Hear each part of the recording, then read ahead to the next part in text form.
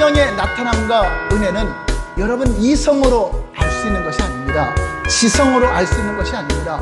어떤 사람들은 나는 성령의 역사는 무시하고 성령의 역사를 터부시하는 사람들은 나는 고상하게 신앙생활 할 거야, 나는 지식적으로 연구하고 문자적으로 연구해서 고상하게 신앙생활하는 게 옳다고 생각합니다. 그래서 성령의 역사를 하는 사람들은 방언을 하거나 방언통역을 하거나 예언을 하면 그거에 대해서 터부시하고 그러는데, 죄송하지만 지성으로는 절대 성령님을 이해할 수가 없습니다. 지성으로는 깨달을 수 없습니다. 지성으로는 거듭날 수가 없다고 하는 것입니다. 한번 따라서 할까요? 지성을 넘어 영성으로 들어가야 된다. 영의 사람이 돼야 비로소 성령의 음성이 들려지고 성령의 각양 은사를 수용하게 된다고 하는 것입니다. 그러므로 여러분들의 지성으로, 여러분들의 인격으로 성령을 제한시키지 말아야 돼요. 성령님은 여러분들이 아무리 제한한다고 제한받는 것이 아니라 오히려 내가 성령께 버림을 받고 성령의 은사를 소멸시키는 자가 될 수 있다고 하는 것입니다. 그러므로 우리는 성령님을 존중히 여겨야 돼요. 성령님을 존중히 여기고 성령의 은사를 존중히 여기는 자에게 성령님은 무제한의 능력으로 자신을 드러내시는 것입니다. 저도 성령의 체험이 없었을 때는 교회에 나가면 목사님의 설교가 세뇌 교육시키는 것 같고 똑같은 말을 계속 반복하는 것 같고 이거 안 믿어지는 걸 억지로 믿으라고 하는 것 같고 그랬습니다. 그래서 이걸 듣다 보면 그냥 세뇌가 되어서 믿어지나? 그런 마음을 가졌어요. 그런데 제가 철야 기도를 계속 다니면서 어느 날 성령의 강력한 임재 속에서 방언을 말하게 되고 성령을 경험하게 된 이후로는 성경이 사실이구나, 하나님은 실존하시구나, 성령님은 살아 역사하시구나. 전 처음에 교회 갔는데 예수님은 살아계십니다, 하나님은 어제나 오늘이나 영원토록 동일하십니다, 그러므로 예수 그리스도로 말미암지 않고는 결단코 천국에 들어갈 수 없습니다, 하나님은 지금도 살아 역사하십니다. 무슨 하나님이 살아계세요. 저는 그냥 마음을 편안하게 하려고 교회 왔지 무슨 하나님이 살아계신다는 거, 그런 세뇌 교육에 내가 들어가겠습니까? 24살 때 교회 갔을 때 제 생각이었습니다. 그러나 성령의 체험 이후로는 오직 예수는 그리스도시요 살아계신 하나님의 아들이십니다, 하나님은 나의 아버지가 되시며 이 진리의 말씀은 확실한 1.1핵도 변함없는 하나님의 말씀임을 그냥 믿어지게 되더라고요. 인간의 지성으로 하나님을 아는 것이 아니라 성령으로 말미암아 하나님을 알게 하고, 그래서 지혜와 계시의 영으로 하나님을 알게 하신다. 그것이 바로 성령으로 알게 하신다는 것입니다. 에베소 1장에 말씀하는 것입니다. 어떻게 알아야 되느냐? 바로 성령께서 오시면 하나님을 알게 하는데, 오직 유일하신 하나님과 그가 보내신 자 예수 그리스도가 영생이라는 것을, 그분을 아는 것이 영생이라는 것을 깨닫게 하신다고 하는 것입니다. 그러므로 성령님의 나타나심이 있을 때 여러분 겸손하셔야 됩니다. 두렵고 떨림으로 하나님을 경외해야 됩니다. 어떤 사람은 성령의 은사가 나타나니까 마치 자기가 능력을 소유한 것처럼, 자기의 힘과 능력인 것처럼 교만해져서 다른 사람을 무시하고 자기가 아주 가장 잘 믿는 사람처럼 착각을 합니다. 성령의 은사는 그 사람 때문에 임하는 것이 아니라 교회의 유익이 되기 위해서, 교회의 주변에 있는 사람들에게 필요한 모든 것을 하시기 위해서 은사가 주어진 거지, 그 사람 믿음을 보증하는 것이 아닙니다. 그러므로 성령의 은사가 나타날 때는 그 영광을 자기가 취하지 말고, 사람을 주목하게 하지 말고, 내가 무엇인가 성령을 통해서 하나님 걸 깨달았다 해도 나만 깨달았다고 교만한 말 하지 말고 겸손하게 성령께서 하셨습니다, 성령님께 주목하게 하고 성령님께 영광을 돌려야 된다고 하는 것입니다. 그럼 성령님은 어떻게 나타나시는가? 은사로 나타나는데, 여러분들 오늘 성령의 나타남을 다 경험하시기를 예수님 이름으로 축원합니다. 오늘 8절부터 11절까지 볼 때 이 가운데 여러분들에게 성령의 나타남이 주어질 것입니다.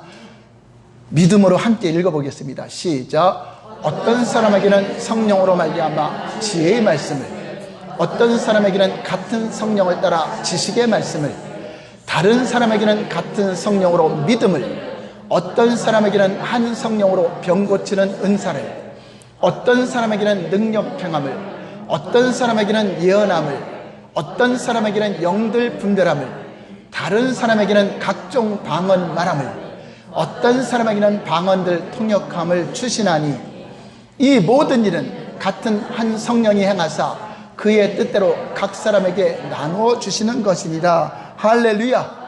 여기에 나온 은사는 성령의 9가지 은사라고 말하고 있습니다. 오늘 저와 여러분들에게 9가지 은사가 나타나시기를 예수님 이름으로 축원합니다. 말씀의 지식의 은사가 필요한 분은 그 지식의 은사를 구하시기 바랍니다. 말씀의 지혜의 은사를 구하시기 바랍니다. 영분별의 은사를 구하시기 바랍니다. 방언의 은사를 구하시기 바랍니다. 방언 통역의 은사를 구하시기 바랍니다. 믿음의 은사, 능력 행함의 은사, 병 고치는 은사를 구하시기 바랍니다. 자신을 과시하기 위해서가 아니라 그 은사를 통해서 여러분들이 영적 신앙생활에 승리할 수 있도록, 여러분들이 만나는 자들에게 그 은사를 통해서 하나님을 나타나도록, 여러분 가정에서 복음을 전할 때 사람의 말이나 사람의 지혜로 전하는 것이 아니라 성령의 나타남과 능력으로 증거할 때 그들이 하나님 앞에 무릎 꿇게 된다고 하는 것입니다. 그럼 어떤 사람에게 이렇게 예수님이 나타나는가? 요한복음 14장 21절 볼까요? 시작. 나의 계명을 지키는 자라야 나를 사랑하는 자니 나를 사랑하는 자는 내 아버지께 사랑을 받을 것이요 나도 그를 사랑하여 그에게 나를 나타내리라. 할렐루야. 하나님을 사랑하는 자, 예수님을 사랑하는 자, 하나님 말씀대로 내가 살고자 하는 자, 그에게 주님은 나타나시는데, 바로 예수님이 나타나는데 성령으로 나타남을 주신다고 하는 것입니다. 그래서 사도 바울도 복음을 전할 때, 사도 바울은 굉장히 똑똑한 사람이요 지혜도 많고 지식도 많은 사람이었지만 사람의 지혜나 사람의 아름다운 말로 복음이 증거되는 것이 아니라 성령의 나타남으로 증거해야 증거가 된다. 그러므로 저와 여러분들이 성령의 나타남으로 복음을 전할 때 여러분 가정이 복음화 될 것이고, 여러분 직장이 복음화 될 것이고, 여러분 사업장이 복음화가 될 것입니다. 고린도전서 2장 4절 5절 볼까요? 시작. 내 말과 내 전도하니 설득력 있는 지혜의 말로 하지 아니하고 다만 성령의 나타남과 능력으로 하여. 사람의 지혜로 내가 이 말을 하면 이 사람이 좋아하고 내가 다른 말을 하면 이 사람이 싫어하니까 말하지 말아야지, 그것이 아니라 성령의 나타남으로, 성령의 각양 은사로 복음을 전할 때 놀라운 이적이 나타난다고 하는 것입니다. 제가 예수님 믿고 성령 체험하고 나서는 그냥 만나는 가족들에게 아주 목소리를 높여가면서 복음을 전했습니다. 예수 그리스도를 믿어야 됩니다. 우리가 알지 못해서 우리가 미신을 믿었고 잘못된 종교를 우상숭배했던 것입니다. 예수님이 살아계십니다. 예수님은 이렇게 증거하고 있습니다. 예수 이름으로 귀신이 떠나가고 예수 이름으로 병든 자가 치유되고 예수 이름으로 방언을 말하며 그거를 증거하고 막 기도해주고 성령의 은사가 나타나도록 역사했을 때 우리 가족의 모든 사람들이 변화되기 시작했습니다. 가정이 다 우상숭배에서 하나님께로 돌아오는 역사가 일어났습니다.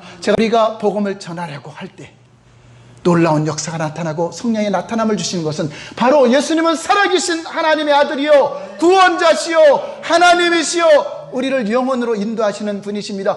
기독교는 이론이 아닙니다. 관념이 아닙니다. 실존하신 하나님 이 시간 이 자리에도 계십니다. 오늘 여러분들이 구하시면 성령의 각양 은사가 나타날 것입니다. 영분별의 은사가 나타나서 이단에 넘어가지 않을 것입니다. 지혜 가정의 능력이 나타날 것이고 살아계신 성령의 증거가 나타남을 통하여서 여러분 하시는 모든 곳에 사업과 직장과 가정의 자녀들에게 그 나타남을 통하여서 여러분 교회에 유익이 되고 여러분 가정에 유익이 되고 여러분 사업에 유익이 되시기를 예수님 이름으로 축원합니다.